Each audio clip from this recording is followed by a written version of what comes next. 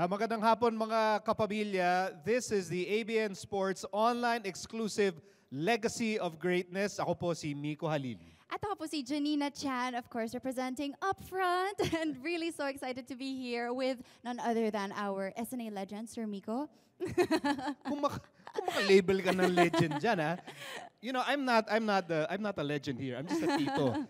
But we are going to be joined. We're joined today by real legends of the UAAP, Janina. Very, very excited to be amidst our legends and lodies. Grabe, we are definitely celebrating the theme, which is Go for Great, definitely. And we are closing the closing ceremonies just the right way. And we also have our FEU community right there. Mag-ingay naman tayo. Let's cheer, guys. Are you happy to be here?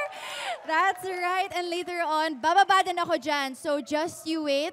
Chichikahin ko kayong lahat. And later on, they will also get to answer or ask questions for our legends and lodies. Yeah, because itong ating mga friends from FEU, they're part of this show. Exactly. At lahat ng nanonood over the ABS-CBN live stream, YouTube, and Facebook, you're all part of this conversation. Kaya, Janina, pakilala na natin yung ating mga kasamang UAAP legends. That's right. Let's start from over here. Parang pageant lang ba?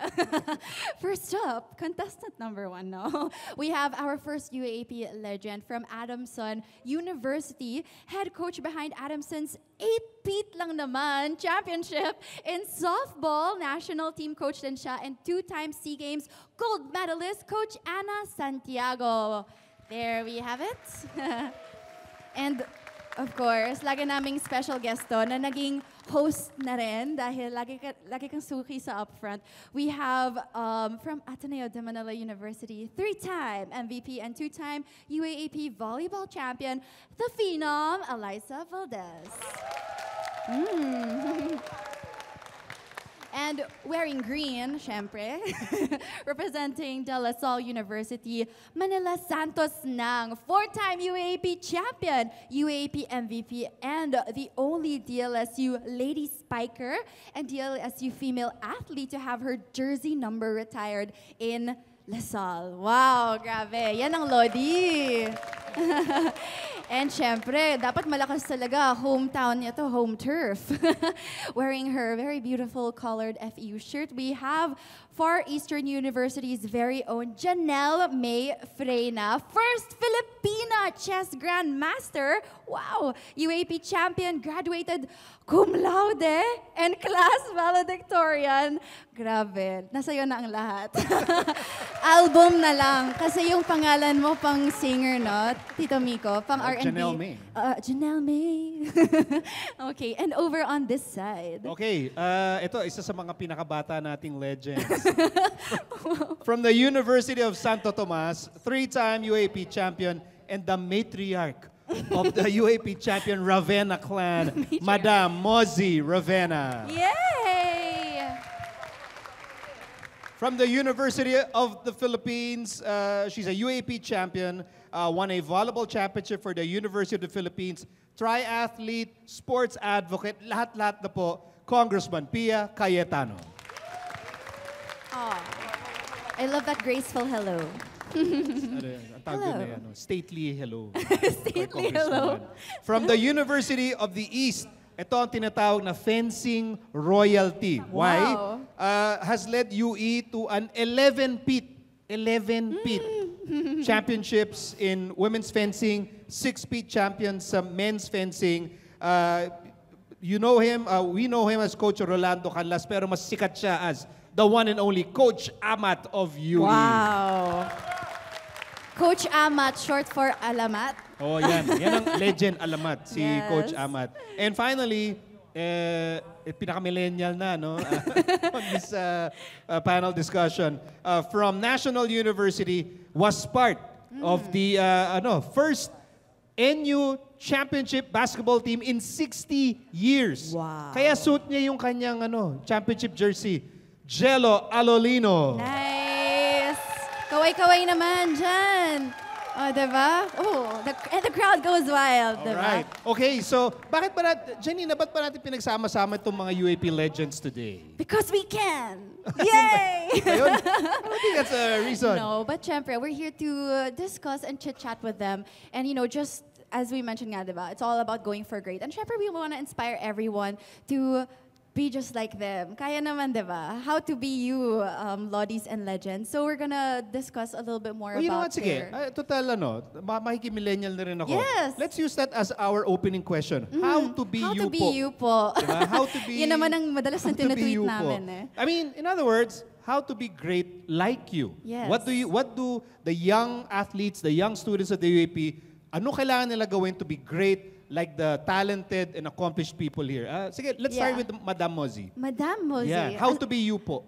Well, I guess first and foremost, syempre, in determination. Like ako, I didn't come from a family na athletic. Actually, on music side pa nga eh. So it's weird. Sample, so, later. Ay, wala nga. Kaya nga ako napunta sa volleyball eh. Later. So anyway, yun nga, yung parang determination mo. And especially, ang hirap maging student athlete. Yes. I think that's the hardest of all. And like me, I was determined to graduate in 4 years. I wanted to play. So kailangan pinagsabay ko talaga siya. Medyo mahirap kasi yung course ko pre-med. But I did it. So I'm just a normal girl. Hindi naman ako talaga, siguro wala naman akong natural, yung sabihin mo inborn talent or genes na pagmamanahan. But at any rate, siguro yun lang yung naging, yun nga yung determination ko to have both. To graduate and at the same time to play volleyball. Nice. And now have a beautiful family of athletes. Yeah. Next start. Pwede na kayong magbanda kasi kompleto na yung band members. Wala kaming talent. Ito naman, itong batch na yun. It's all sports talaga. All sports talaga. All sports. Kaya lang, Madam Mozzie, sabi ni Janelle, ba't si Madam Mozzie nahihirapan? Siya nga summa cum laude. Wow. Cum laude. But ikaw, Janelle, how did you balance that? Kasi I think every athlete can relate to that. No? Napakahirap ng buhay ng student athlete. Pero ikaw, paano mo nagawa na chess grandmaster, UAP athlete of the year, and then nag-excel ka talaga sa academics? I agree with what Miss Mosey said po.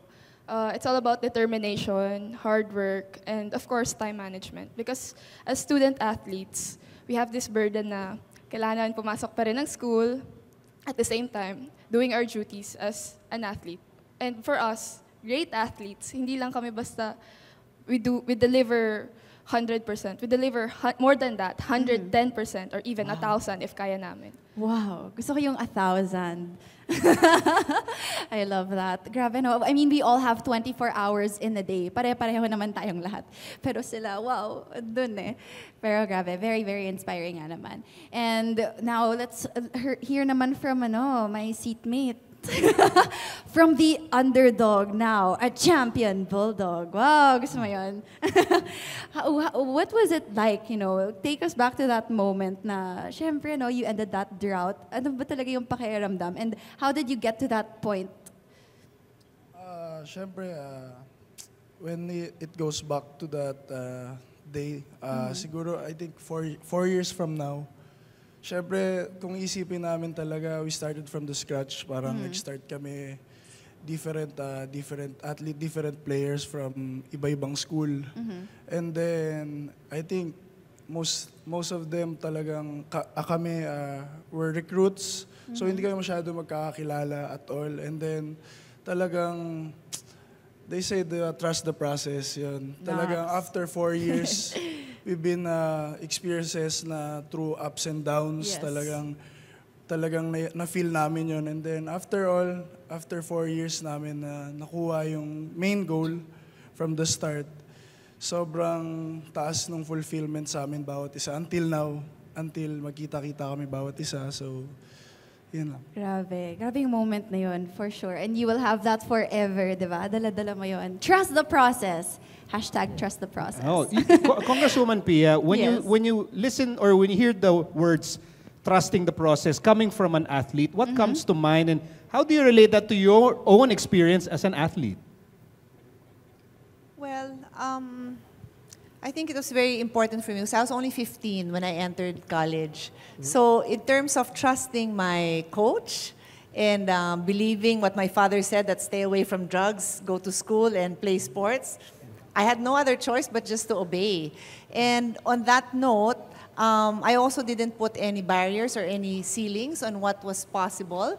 So in that way, I was able to achieve step by step. I was coming from what I felt was the worst player the team had. Except that I was tall. I was one of the tallest. So parang pagbigyan na natin to. Kasi matangkad naman siya. Siguro naman matututo yan. By the time I finished my freshman year, I was invited to try out in the national team. And I was 17 when I became a member of the national team. In fact, I became a member of the national team before I became a member of the junior team because I was so young. But I mentioned that in answer to your question because it really was about trusting the process. I was blessed to have a wonderful coach, Coach Sue Anasan, now Rojas. And I just, as a young girl, I just followed the process. And since I was also told to study, then I also was able to achieve as a student. And I graduated cum laude also. So I always tell people that I'm not great compared to the people I'm with today. As a player, I don't think I was normal either. I think I was a good player. But I'm among greatness. Pero maybe I was able to use all those learnings in life. And that's probably why I'm here also today, because all the lessons I learned, that's what brought me to what I've achieved eventually. I always go back to kung nakasurvive ako ng practice, kung after practice na, you know, I have nothing else to give, I still have to study, I can go to school the next day, then I can also do the same thing in work and in life. Wow. Eliza, do you feel that way listening to Congresswoman Pia na yung hirap? Kasi yung kunyari, yung experience niyo with Coach Tai na parang ilang beses ba ka nagpa-practice? 10 times a day ba? Or at least it felt that way? So yung feeling mo ba na when you survive something like that, parang kahit anything life throws at you, kakayanin mo na? Well, definitely. Kasi I think it is really the values you get from sport na dadalhin mo talaga sa labas. Kaya eventually, you're gonna be successful. And to add to everyone na sinabi, I think we're here, kami to because of the people around us. It's not because of the process, it's because of the people who trusted us. That's why we can influence a lot of people right now. Okay, so like kunya, in your case, Manila, sino yung mga tao, when you were an athlete, that talagang tumulong sa'yo to mold you, to help you fulfill your potential as an UAAP athlete? Siguro ang masasabi ko lang, yung mga coaches talaga. Kasi although itong first year ako, it was really not easy for me to fit in because they were all tall players. Pero sila coach kasi parang they use this strategy na they don't lower their level to the athlete like me, but instead parang they let me parang reach the standard of their level of athletic performance. So parang na-push ako doon. So I was able to play volleyball. Ate natin lang, ikaw ba medyo nainis ka ba kay coach dahil pinapahirapan nga? Well, ate, tayo lang. Well, syempre, nung mga first year ka, part yun, di ba? So, inaamin mo nga. Pero in the end, marirealize mo na how important are those things na yung mga kung paano ka i-train ng coach mo. Si Coach Ramil, hindi lang siya trainer, para rin siyang tatay sa amin. Of course, Coach Ramil is Coach Ramil De Jesus, no? RDJ, the legendary RDJ. Na parang years after, ikaw rin naisip mo na, kaya pala pinapahirapan ni Coach. Na-realize mo din yun. Siyempre. Parang hanggang ngayon, and it's so perfect because we have two legendary coaches here as part of our group. Si Coach Ana at si Coach Amat. So, ladies first muna tayo, Coach Amat. Coach Ana, like ikaw, as a champion coach, paano masisigurado na yung atleta mo, malalabas mo yung galing niya? First kasi kailangan kasi ma-convince mo yung player na at maniwala siya sa iyo at maramdaman ng mga player na as a coach, pinagkakatiwalaan mo siya. So para magkaroon siya ng tiwala sa sarili niya and mailabas niya yung talagang yung skills na meron siya. And kung as a coach may nakikita tayo sa mga player na hindi nakikita ng iba, kailangan i-push natin siya to the limit para mailabas niya yun. And then, Coach Amat, how do you make sure na yung player magkakatiwala sa'yo? Kasi nga, titrain mo, papahirapan mo, papagising mo ng maaga. Diba? How do you make sure na lahat ng sabihin mo, instructions, makikinig sa'yo? Kasi ang fencing, iba siya sa lahat ng sports. Nag-start ako from nothing eh. From as in zero, 8 years old pa lang, hawak ko na yung bata. So siguro naman talaga yung tiwala niya sa akin, naging tatay niya na ako. Hanggang dumating siya sa point na 16 years old, sobrang galing na talaga. So ako lagi ko sinasabi sa mga bata, sa mga fencer ko, sa mga athletes ko, na hindi lang naman kasi yung tinuturo ko sa kanya skills yung values, yung character, minumold ko talaga siya Kasi madadala niya yung pag natapos ka rito, gusto ko dala-dala mo yan yung tinuro ko sa'yo, yung natutunan mo sa akin. And then lagi ko sinasabi sa mga bata, number 1, sa lahat ng kumpis, kahit sa kami magpunta, sinasabi ko lagi, 4 lang yung ang tatandaan mo. Number 1, tiwala sa sarili, tiwala sa galing, tiwala sa coach, at tiwala sa Diyos. Yun lang. Sandali. 8 years old yung anak ko Taga-Tagig ka ba? Kasi maganda ang healthcare sa Tagig, maganda ang mga pabahay sa Tagig. Kasi yung 8 years old ko na anak, talagang pwede nang i-mold ng coach na katulad mo. Yes, yung nag-start po kasi ako. Oh, yes daw narinig na lahat Sige po, dalhin niyo po sa akin. Sige po, gagawin natin champion.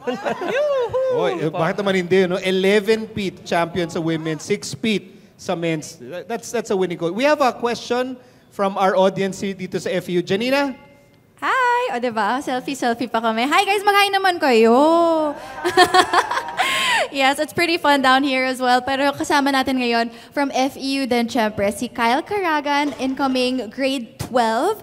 So, FEU High School ka na ngayon. And enjoying naman so far. Hi ka naman sa kanilang lahat. Hello po. Yay! O, diba? May pa-special greeting. Pero, you've been talking a lot about values, trusting the process, and syempre thanking also your mentors and those supporters who have always been by your side and who got your back, basically. Pero si Kyle, ang tanong niya is along the lines of the opposite. So, anong tanong mo, Kyle? At para kanino? Yung tanong ko po is for Ate Eliza Valdez po. Paano niyo po nahahandle yung mga bashers niyo po sa social media? That's a very good question, Sir Nico nga, and sila tita was talking about it a while ago. Pero for me, one thing I set for myself is really not to read or not to pay attention to all of those stuff.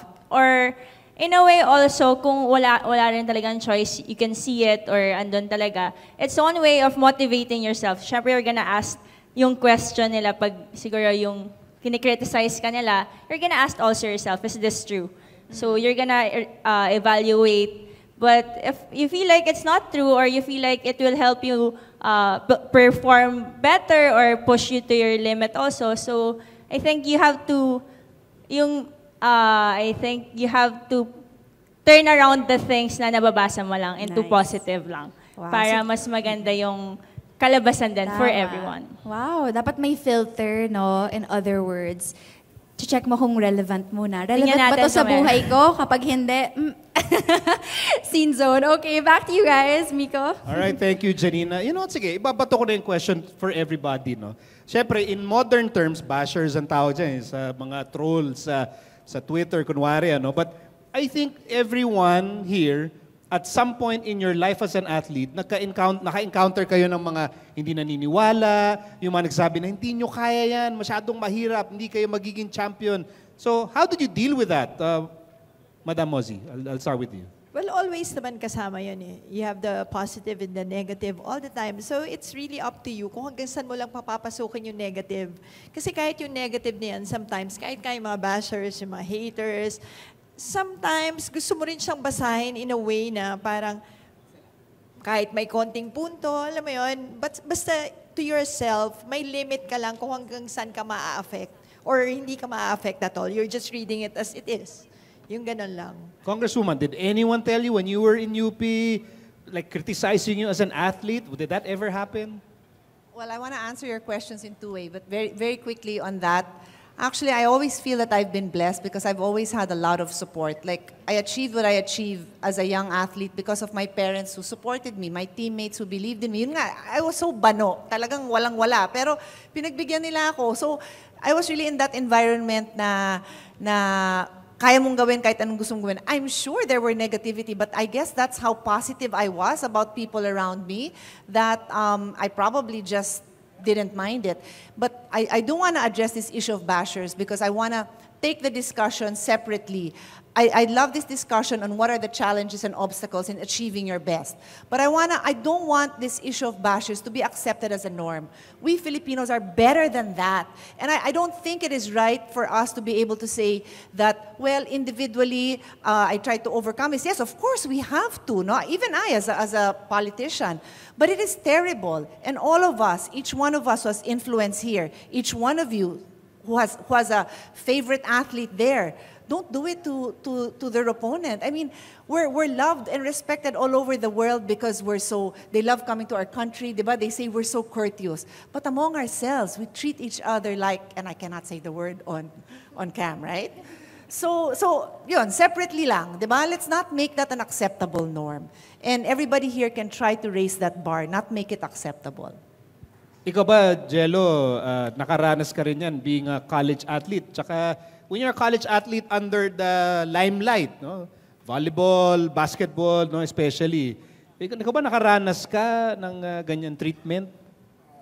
I think many times during college, talagang, I think, when you call it sports kasi there's always a competition, di ba? So, in every game, talagang there's always na magkalaban, di ba? Usually, the other teams na supporters, they'll try to bash you or whatever.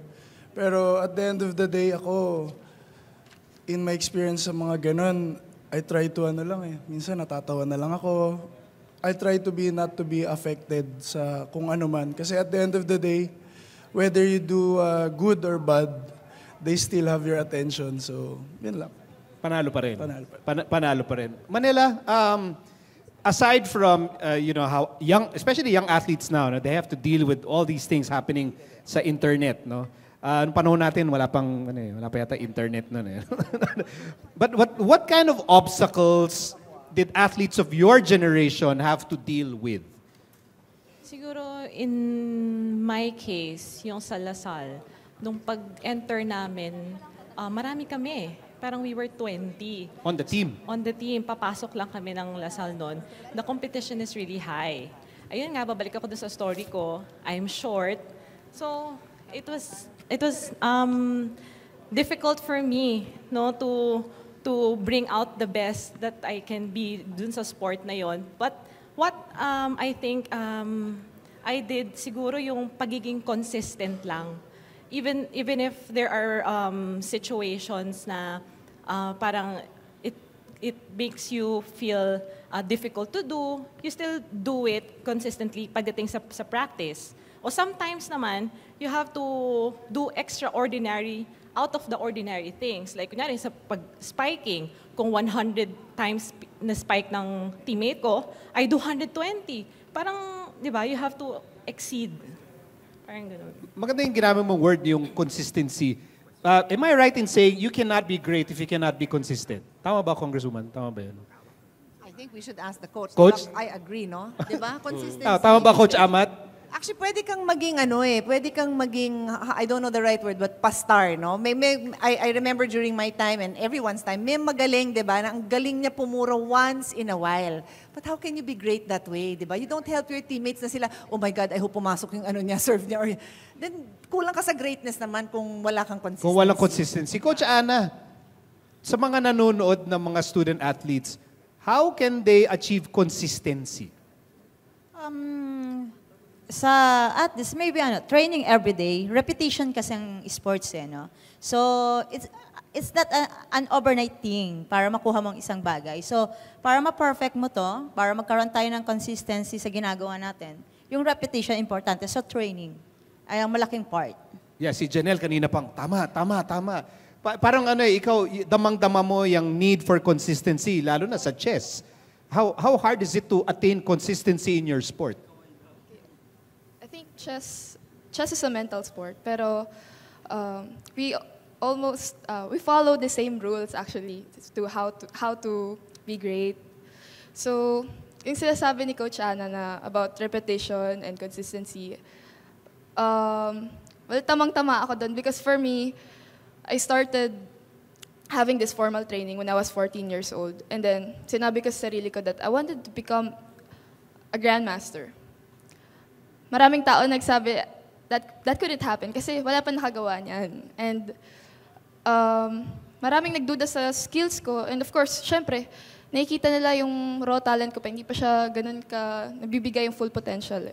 So nangyari sa akin, it took me 6 years bago ako naging woman grandmaster. So it takes a lot of time, effort, and support of people around me. That's why I am so thankful with FEU. Maraming salamat sa school na to. This is not just my alma mater. This is not just a school for me. This is my home. So thank you, mga katama raws. Oh, mga katama raws na, oh. Wow. I'd like to add to what Coach Anna said. I think she was too humble in what she said about practice because you require a great coach as well. I'm beside one and there's another one, 11 Pete, 8 Pete. You require greatness because I was recently reading also about things like this. And it said there that if you look at champions in whatever field, no, whether it's sports or music or those who make amazing scientific discoveries, they actually put in less hours than some of their peers. Why? Because they do it better. They do it better because they were trained well. So I'm not saying na less practice, no, more practice, but practice well. And with great coaches, you will be able to use your time well. You'll be able to be a cum laude or achieve other kinds of satisfaction or perform well outside of school. Janina, we have a question from our audience. Exactly, from our audiences online actually. At speaking of mga katama raws, syempre kasama ko pa rin sila ngayon. Very supportive sila, di ba? And of course, using the hashtag online, we have the hashtag Legacy of Greatness. Here are some of your tweets. First up, ang tanong nila para sa inyo, Miss Manila. Ate Ila, anong hindi mo makakalimutan kay Coach RDJ? Dimples niya. Hey, Coach Ramil. Pambansang dimple. Siguro yung pagiging fatherly like niya sa amin talaga. Hindi lang during training, minsan tinatanong niya kami, yung studies nyo, yung exams nyo, kailan yan. So he'll make time, minsan kakausapin niya kami, kahit na kumakain kami ng lunch together, parang we'll talk about other things aside from volleyball. Wow. Oh, which is very great to have in a mentor and a coach, syempre, di ba? And meron pa tayong second tweet coming from another sender. Well, that first question was from Kiana Angels. Thank you so much. This one naman galing kay at Super Blessing. Sabi niya to Ila Santos ng, what can you say about the present ladies spikers naman? Yung mga players ngayon, grabe, they're all awesome. Ang gagaling nila, ang tatangkad nila, hindi lang sila matatangkad pero tumatalon sila. They're all very, very good. Parang superheroes lang talaga, no? Parang movie na lang kulang. Okay, that's it for now. Thank you. So yeah, keep sending in those tweets. Mababasa natin yan mamaya. All right, thanks, Janina. I think people watching our live stream today, iniisip din nila, no? So they're so inspired by the people on this stage. Iniisip nila, paano kaya ako magiging ganyan? But I think they're also wondering, what kind of people did you become dahil sa experience nyo in the UAAP, either as a champion athlete or winning coach? So what person did you become dahil sa experience mo sa UAAP? Eliza? Siguro naging, before kasi background lang, when I was in high school siguro, all I did was go to training, go to school. That's my routine. So systematic talaga. And go home kasi I'm from Batangas. And then, never knew and never realized that because of that, I will go far. And siguro, mas, kasi kung yun yung term ni Miss Pia, ako talaga, I really don't know how to play volleyball back then. So, that's why I didn't realize na by being so focused and determined talaga na maglaro ng volleyball, aabot ako sa ganitong point. So before, I wasn't even talking to anyone. I'm alone all the time. So ngayon, I'm happy that I'm more confident and can really siguro show and share my talents to everyone. Jello, ikaw, what person did you become dahil sa experience mo, winning a championship in the UAAP? I think I'll agree to what Eliza said kasi like before, I was playing the streets lang sa village, so araw-araw, di ba? Parang in exchange of tawag nila, ice water lang, di ba? Pero I never thought na, syempre before, it's my goal, it's my wish na, alam mo na, pag lalaki, gusto sana maging professional ako, makalaro ako sa TV, nang gano'n, napapanood ng ibang tao. But, yun, as tumatagal yung time by playing basketball, it opened a lot of opportunities sa akin. First, naka-finish ako ng studies ko, and I help a lot my family. Siyempre, first, yung parents ko been a huge part sa career ko as well as my sister and brother. So, ayun lang, with the opportunities, and then I think mas na-recognize ako, not only as a basketball player, and siyempre, I'll try to maximize kung ano yung kaya kong out of benefit of it. So, Sinabi mo na yun, nakilala ka, no? Ay, ito, honest question lang. Ilang percent yung reason na kasi gusto nyo sumikat. Gusto nyo makilala sa school. Gusto nyo pa naglalakad kayo sa campus. Mapapatingin yung mga tao, yun yung athlete, yun yung champion. Was that the reason, Mozzie, when you were an athlete? During our time, pinag-usapan nga namin, wala pa naman masyadong nanunood. So siguro main reason namin, like ako for one, yung scholarship was really important to me. So yun yung first and foremost na kaya ako gusto maglaro kasi gusto ko malibre sa eskwela. But also with that, dumating nga yung, dahil kay Coach August Santa Maria, yung na-disiplina ka, tapos ang dami mong values na natutunan, natuloy, nung nagkaroon ako ng sarili kong mga anak, ipapasa ko to. Yung parang ganun yung naging isip ko. Because it really helped me a lot in many, many ways. Congresswoman, why did you do it? Why did you want to live the tough life of a student athlete? We were chatting, and earlier I was also telling Eliza, during our time, no one hardly watched. Ang nanonood lang ay, in my case, tatay ko, a few parents, not even everyone, kasi yung iba kong teammates from the province, a few boyfriends, and may mga 3 senior citizens, siguro players sila 30 years ago, and then maybe the campus journalist. That's it. So you obviously are not watching for fame and glory, and I honestly think that everyone here did it because they loved it. And I still think that everyone here, even basket and volleyball that have the lion's share of the audience, right? Online, in the Coliseum, I still think you do it because you love it. You cannot spend 5 hours, 6 hours of your day doing something you hate. You know, medyo mahirap yon. So it's for the love of it. And then it's everything else after. You become best friends. You can't abandon your teammate. You can't let them suffer alone. It goes on and on. Coach Amat, ito naman, coach's point of view. Why do you keep doing this? Mahirap maging coach. Yes. Actually, yung nag-start kasi ito yung era ng fencing sa UE. Visionary kasi ako eh. So yung natapos yung playing year ko, nag-put up ako ng grassroots. Yung grassroots na to is, ang gusto ko lang talaga maibaba yung fencing sa barangay level na hindi pwedeng laruin ng kahit sino to, hindi lang pang mayaman. Yung kasi yung mentality. Hanggang sa yung nagko-coach na ako sa UE, siyempre tumataas yung level, yung ano.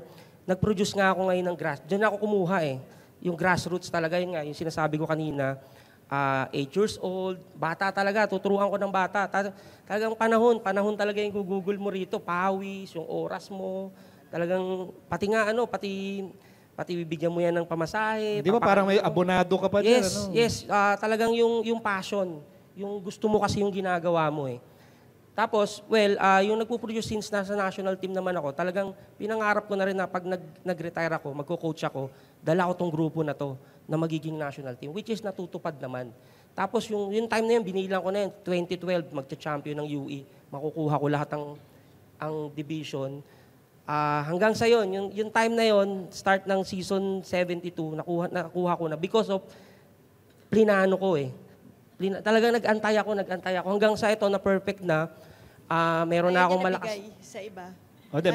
Actually, yung sabi ko, ngayon ang dami mo ng championship, pwedeng give chance naman yung grassroots kasi nagawa ko, nakatulong talaga ito.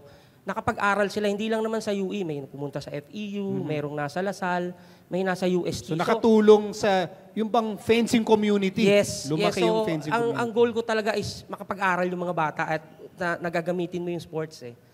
'Di ba? So yun yung hanggang sa ito na sumikat na yung dati rin naman before wala rin naman talaga yung fencing. From nothing kami. Wala. Pero since eto dahil maraming social media, yung mga, ano na rin, na-promote na rin eh. So, noon, hindi namin pinoproblema yung yung fencer mo, yung sa high school. Hindi namin pinoproblema yun, diretso sa college. Ngayon, pinoproblema kasi, siyempre, yung bata gusto, pupunta na rin sa ganitong school. So, yun as a coach, yun na rin yung magiging ano. Kasi, ang fencing, from nothing ko tinuruan eh. So, ang hirap pag may pangarap ko sa bata, tapos gusto niya, Coach, gusto ko mag-UP. Well, kinakausap ko naman talaga. So, ano ba yung pangarap mo? Ano ba yung gusto mo? Pakilala mo na sa akin pag gusto mag-UP. Opo, so, ganun yung nangyayari. Ganun po yung nangyayari. So, ngayon, for me, siguro masaya ako kasi ang laki-laki, yung sinimulan ko noong 2006, napakalaki na eh. Napakalaki na niya at marami nang natulungan na nakabataan, nakagraduate na sila. Yung iba nasa national team na. So parang naging ano na lang yung UAAP kasi pag nag-produce ako, sasabihin, yung mindsetting sa bata, mataas.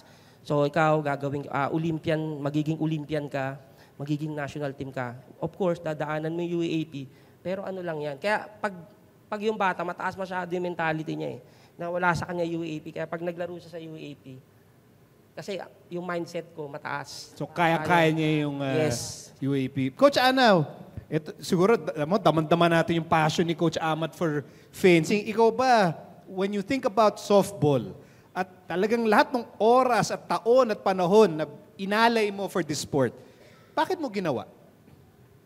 Ginagawa ko to kasi, syempre, mahal ko yung softball nun. Kasi malaking tulong din sa, naging part ng ang softball sa buhay ko, no?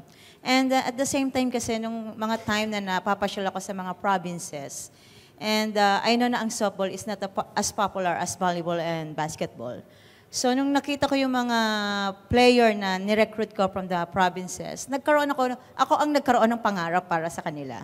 You know, kasi after the UAAP, what's next for them? So, parang, nung nangarap ako para sa kanila, sabi ko, bukod sa skills na itatrain sa kanila, mag-improve sila, tulad ng sabi ni Coach kanina, maging part ng national team kasi mostly naman ang part ng member ng national team natin sa softball galing naman talaga sa UAAP. So, yun na ang next kasi wala namang professional ang softball dito sa Pilipinas.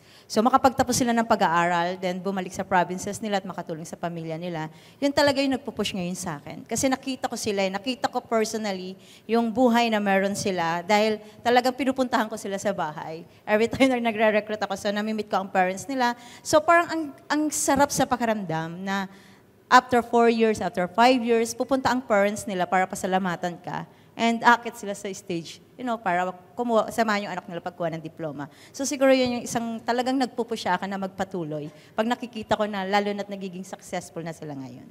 Tsaka masarap din sa pakiramdam kasi pag bumabalik yung fencer mo, successful na siya sa career niya, magte-thank you. Ang sarap nun eh. Kasi part ka nung naging ano niya eh. So yun, napakasarap nun. Hindi sila nakakalimot. Yun. Ang kagandahan kasi nito, we get perspectives. Iba-iba, no? Iba-iba yung pananaw natin. Pananaw from a millennial athlete, pananaw from athletes from the 80s and the 90s, and pananaw from our coaches. So, parang ba the complete UAP experience. You know, you mentioned earlier what was the difference of playing in our time. I think we can also say that I feel that during our time, a lot of parents were still not very supportive of their kids being active in sports. That's why I made a point of saying, ang sabi ng tatay ko, study, no drugs, play sports. Because I had friends who like, hindi sila pinapayagan ng tatay nila and nanay nila, and I'll tell you why. For a girl, mawawala daw yung virginity pag ikaw daw ay nag-sports. Do you remember that? And I'm like, ano ba yung connection ng virginity sa sports? Because you're so athletic, pag nag-split ka, ganun din daw sa ballet. So, you might be shocked to hear that, but I really had friends who could not. So, I love it now that you have girls and boys. So, pang boys lang ang sports. Nung time namin, mas konti talagang nagsusports na babae. So now I love it because maybe there are still conservative parents out there who don't think it's possible to be an athlete and a student at the same time. Well, it is possible. And there are a lot of students na mas yung talent nila nasa sports. So if you don't allow them to indulge in that passion, to develop that passion, they might lose what could have been a free ticket to college and a free ticket to a great future ahead. Excellent point, Congresswoman. Yung mga you're destroying stereotype, misconception, mga parang paniniwala ng tao about about sports. When you are become great, you make them look at sports in a much different way. Janina has a question. Wow. From our crowd here in May FEU. kasamang palakpakan talaga, di ba? So yes, kulang na lang dito popcorn. Ang sarap ng namin eh. Ang sarap pakinggan all those stories and yes, debunking all the misconceptions and all the myths. Pero syempre, nabanggit nyo nga na it is really no tough, it really definitely is no easy feat. And whether you're an athlete or a coach, mahirap talaga naman siya, pero it is fulfilling. Pero kaya we have a question right here along those lines. We have here Elaine Nepomuceno. And ang tanong niya ay para sa inyong lahat or kung sinong gustong sumagot. Go ahead. Okay, for everyone po, who is your favorite sport hero? And during your college days, ano po yung pinakamahirap na subject para sa inyo? Yan ang mga burning questions niya. UAAP fan to, hardcore UAAP fan. And Eliza Valdez fan daw. Wow. So dapat maganda yung sagot mo. Go ahead. Ikaw mauna. Two-part question pala to. Two-part So question. yung part 1, sino yung sports hero? Sports hero. Okay, sige, sports hero muna. Sports hero, Eliza. Sports hero. Honestly, sa family namin, hindi kami rin into sports. So, wala akong idea. Ako lang talaga yung nagsusort. So, I think it's really my mom who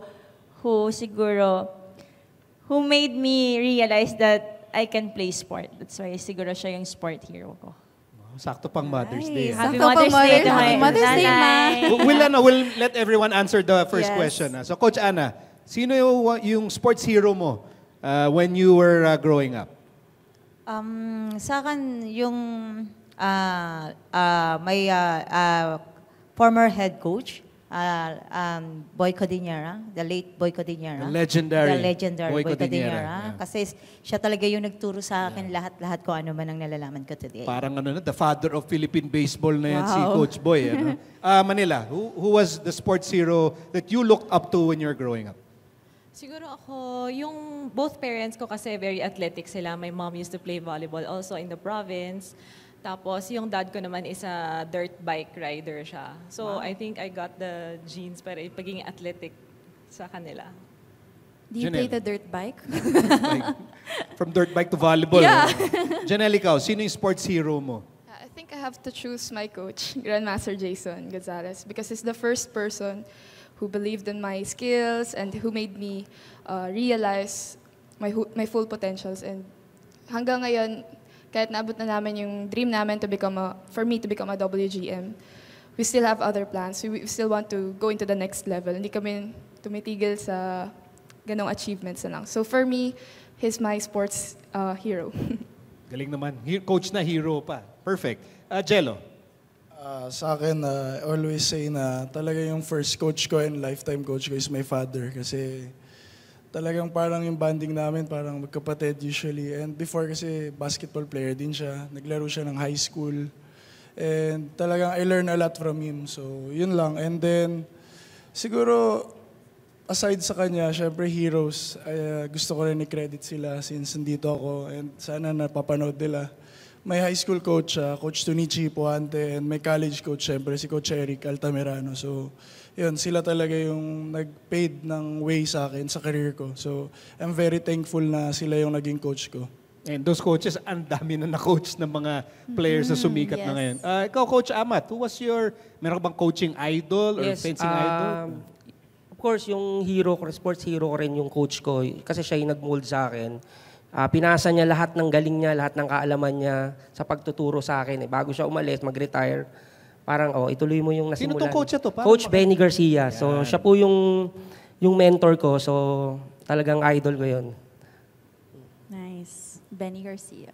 Like so many people here, at that time, I didn't have heroes that I could really, that really pushed me. It would really be my parents who just supported me. But I also have to mention my own coach, Coach Sue, and my teammates. Because I was the baby in the team. I was 15 years old when I entered UP. So I really couldn't have done anything. They were. And in fact, our coach said, look at your seniors and see who you want to be like. So I really found that inspiration within the team.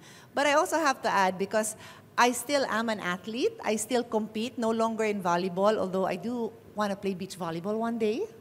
But I am a triathlete, and this is like 30 years after my time as a UAAP athlete. I still compete. I do triathlons.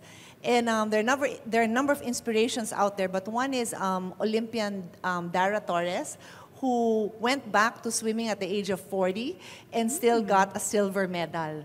So it's just to say that all the other UAAP greats out there, you can still play sports. You can still achieve a lot, even physically, if you put your mind to it. Well, ako, eksaktong the same kay Congresswoman kasi late ako nag-volleyball eh. I started when I was in 4th year high school. So, pero in a span of 1 year, na RP youth ako, na RP team ako, during the time, UST was composed of like, talagang siguro 7 or 8 national team players. So si Coach August Santa Maria, minsan ako question ko, ano kaya nakita nito sa akin? Ba't ako nandito? Parang ang gagaling naman itong mga to eh. Ba't niya ako nakita? So I guess siya talaga yung hero ko. And it also helped na watching TV that you would see sila Christine Jacob, sila Bea Lucero. Siyempre, ikaw parang gusto ko maging ganyan. Gusto ko rin, diba? May ganun ka rin. So, in a sense, yun siguro yung mga naging heroes ko going to volleyball. Okay, we'll shift gears. I did not forget the second part. Yes, from sports heroes. Yeah, the second part. Going to back to school academics, naman. Yes. What ano yung was, pinakamahirap na o yung subject? pinaka-ayaw nyo na subject, basically. So it's sort of like parang backtrack to your college or years. Ano yung pinakamahirap na subject and why? Quantitative chemistry. Wow, na hindi nyo pa rin nalimutan. Kasi ang hirap niya sobra. Kasi math siya and chemistry at the same time. Wow. How about you, Ms. Pia? I can't think of a subject per se, but let me just say I entered UP with a course that I think doesn't exist right now. It's called ABS-CBN. It's for mga katulad kung walang alam kung ano yung magiging future mo. It's like liberal arts, Gen. So the requirement is after 1 year, lumipat ka kasi wala namang Bachelor of General Education. So what I did was, and again, this is the inspiration of my teammates. I was looking at my teammates and I was saying, who looks like they're doing great there? And I decided to go into economics in the same way that I went into the UP volleyball team that wala akong alam dito, but after 1 year, I flourished. I took economics, wala akong alam. In fact, I was so scared of it. But I flourished for the same reason that helped me become a good player. Coach Amat. Math. Pareho tayo. Yun lang, math. Mabuhay ka. Rhymes with your name, math, Amat. How about favorite subject naman po? Oo nga, Jello, may favorite subject ka? Favorite subject? Before math eh. Pero nung nag-college na, ibang klase na yung math. So parang... So baliktad kayo. You actually like math. Nice. Pero yung hindi... Before college. Before college, pero during, hindi na rin. So both, love-hate. Janelle. Favorite subject? Sige, favorite subject. Oh, hindi ka naman nahirapan sa school eh. Pwede bang Yung pinakaayaw na lang. For me, piliin ko nang nahirapan ako. I think statistics and psychological assessment. It's a misconception. They say that if you're a chess player, magaling ka sa math and all. But for me, chess involves some calculation, pero it's a different calculation. Mas madali chess. No, for me, syempre. For you. Ikaw yun. Grandmaster ka eh. Manila. Ako, math din, tsaka history of civilization. Parang after training, pagod na ako. Tapos biglang history of civilization. Wow. So Eliza. Yeah, Eliza. Go ahead. Oh yeah, hindi pa nasagot, no? Subject you like the least. You hated the most. Stat also, and philo. I think one... Sorry, I like hate it. and love. Hate and love. Because that's, I think, one subject na mga 3 days kami hindi pinapatulog because of orals. Yes. Yeah, I would know.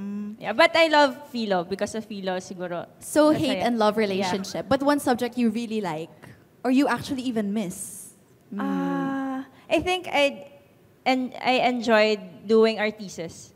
Wow. Because we went to sa Muntinlupa. Basta I'm a psych major, so I think I enjoyed doing it. So hi to my thesis mates. Hi, hello. Comment down below. Yeah. Okay. Coach Anna, kayo Anna, naman po, subject Coach. na pag naalala mo.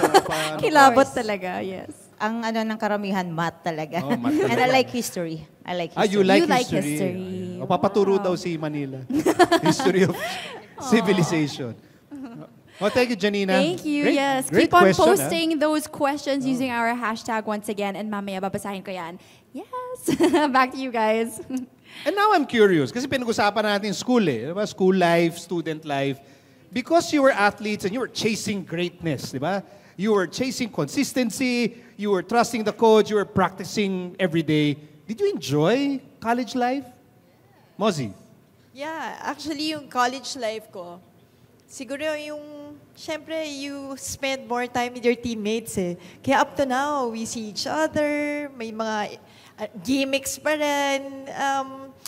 Yung bond, iba eh. Kasi sabi nga nila parang hirap at ginhawa, syempre. Championship at knockout o eliminations. Parang kasama-sama talaga kayo. And then, I really love playing with my teammates. Kasi talagang love na love ko sila. Congresswoman, did you enjoy student I feel life? exactly the same. I cannot imagine a life without playing, without the practice, without my teammates. Like, pag break in between, you know, like if UAP season finishes, magkakasama pa rin kami. Maghahanap kami ng, well, in that time, my father was in government. We would play in the provinces. He would take us to places where we could play. So, and I think the best testament to that is, I couldn't imagine my daughters having a life in university without a varsity team as well. So both my daughters are playing for UP as well. So, Congresswoman, marami ka rin inaanak dun sa mga teammates mo, di ba Lahat ganon? na sila. Lahat na sila anak ko. When I talk about my daughters, I talk about all the Inaanak other. Like, and feeling ko lahat sila anak ko talaga. Ikaw, Coach Amat, did you enjoy? Yes, yes. Kasi nung time nung college ako, actually, ang kaibigan ko, teammate mo rin eh. Kayo lalagay magkakasama araw-araw, kahit nga weekend, kayo pa rin eh. Kasi may training pa rin eh. So, yun, yung college life, mas ano ko yun, na-feel ko yun. Ikaw, Jello, nakaka-relate ka? Yung parang kapatid mo na yung mga teammate mo with the time that you spend with them? Yes, sir, Migo. Talagang masasabi mo na mas matagal pa yung time mo usually sa gym, sa school, kaysa sa bahay. So, parang everyday, laging, eto na naman yung kasama ko, teammates ko lagi. After, syempre, canteen, kakain kayo, and et cetera. So, talagang college life, parang it's about makakilala ka ng ibang tao. Yun nga, teammates, and then syempre, yung mga mates mo sa school. And naalala ko before, usually sinasabi namin mga teammates nung college, yung mga coach, usually sinasabi nila, and yung mga others na nag-graduate, enjoy nyo pa habang nandyan kayo sa college. Kami, syempre at that time kami gusto na namin graduate eh. Gusto na namin what's after college. And then, now na ako, tapos na ako sa college ng 2 years.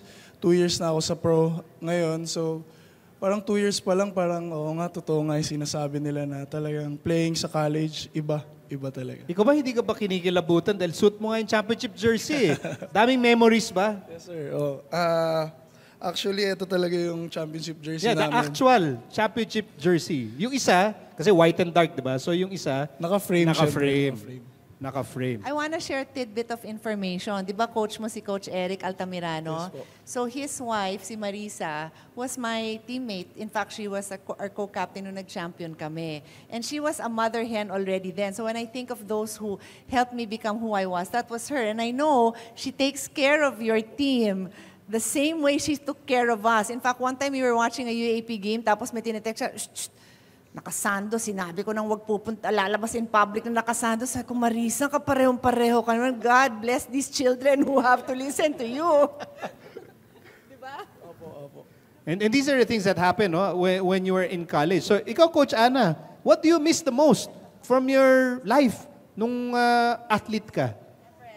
Nung player, no, yung during ng time kasi ng college, syempre, kahit pa paano, pag magkakasama kayo ng teammate mo, hindi naman tayo perfect, mga pasaway pa minsan-minsan, nagkakasiyahan, di ba? So, minsan, kahit na weekends, minsan, mas madalas sila pa rin ang kasama mo, kasi pag naka-dorm ka, minsan, natatawan ka na umuwi. So, parang, mas marami yung time, no, nakasama mo yung, at hanggang ngayon, ang masarap lang is yung mga teammates mo before, at tapos yung mga naging friends mo hanggang ngayon, may communication pa rin kaya. Yun ang maganda. Eliza, what do you miss the most from UAP life? Well, aside from waking up early in the morning every day, I think it's really my teammates. Kasi yan, sabi nga ni Coach, nagdo-dorm din ako. So, siguro sa 5 years namin, 5 years ko sa Ateneo, ang roommate ko were Dan, Ella, Bea. So, solid talaga yung kami magkakabatch. So, until now, every time we see each other, isang tingin pa lang, alam na namin kung anong ibig sabihin nun. So, it's really the teammates na, and the family na mafu-form mo sa college. Manila, what do you miss the most? Siguro yung lahat na sinabi nila, talagang masaya. Yung mga teammates mo, kilala mo na yung ugali nila. Parang sila extended family mo. Tapos I remember nga, Coach Ramil was telling na, yung mga teammates nyo, sobrang yung kilala, alam nyo na yung amoy nila isa't isa. No, I believe that. Naniniwala ako doon. Ikaw, Janelle, anong pinaka-namimiss mo from your time dito sa FEU? Nasabi na nila lahat. Pero I would agree, siguro yung mga teammates talaga natin. Kasi, yun nga, tuwing practice and may tournaments, palaging sila yung kasama natin. So they're not just teammates, talagang pamilya na. Kapamilya. Kapamilya. Alright, kapamilya Janina, we have a question from our audience. Hi! Kung may Janelle May tayo, meron tayong Eric Renz. And he is third year dito sa FEU. At ang tanong niya ay para kay Tita Mosey. Yes, my question is gaano po kahirap magpalaki ng isang athlete na anak? Wow! Or baka mas madali ba? That's a great question. Or is it easier because of the discipline they get from sports? Gaano kahirap magpalaki ng athlete or UAAP athlete na anak? Unang-una, hindi naman siya mahirap. Yeah.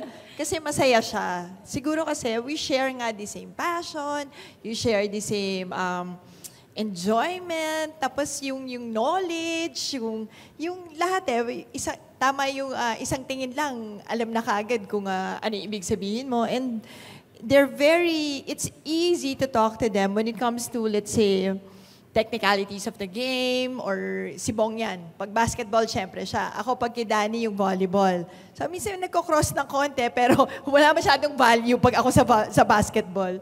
But at any rate, yun, hindi naman siya mahirap. In fact, baliktad, napakasaya. Napakasaya. Super. Wow. Nice. Parang magkakabarkada nga lang po kayo eh. So thank you so much for that question. And thank you to our live audience members. Wow.